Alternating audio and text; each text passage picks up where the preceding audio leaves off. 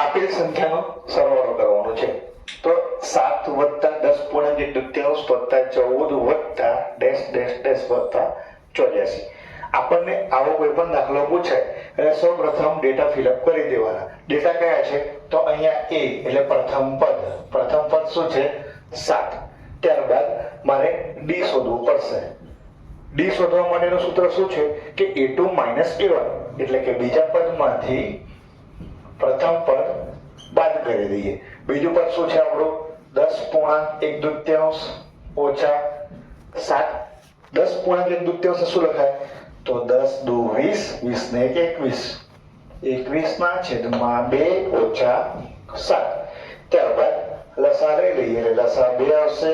અહીંયા 21 ઓછા 14 એટલે બાદબાકી કરીએ એટલે આપણને d બરાબર શું મળશે 7 ના છેદમાં 2. મારે સૌપ્રથમ આ બધાનું ટોટલ શોધવું હોય તો આ કયા નંબરનું પદ છે તે શોધવું પડે. એટલે પહેલા શું શોધીશું આપણે n બરાબર કેટલા, ત્યારબાદ sn બરાબર કેટલા.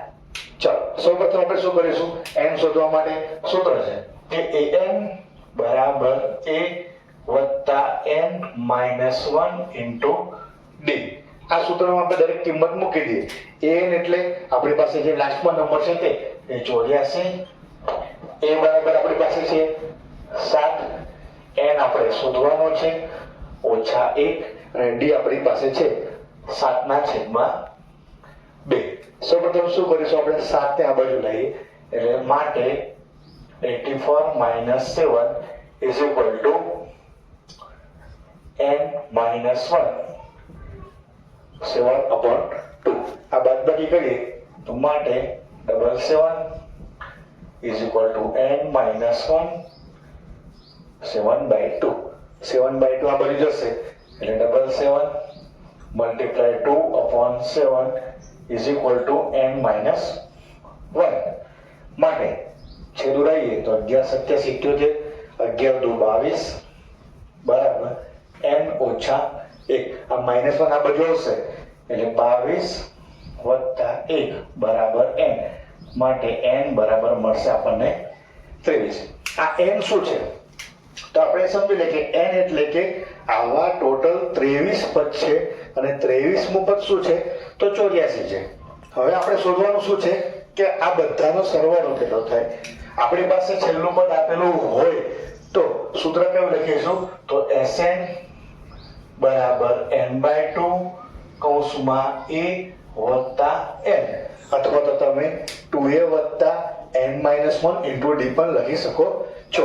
ચાલો n આપણે અત્યારે શોધો 23/2.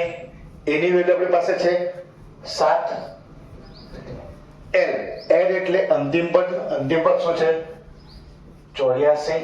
માટે જવાબ મળશે 23/2. 84 ગુણ્યા 7 સોરી 84 વત્તા 7 કેટલા થશે 91. આપણે કરીશું એટલે આપણને ગુણાકાર મળશે 2093 ભાગ્યા 2.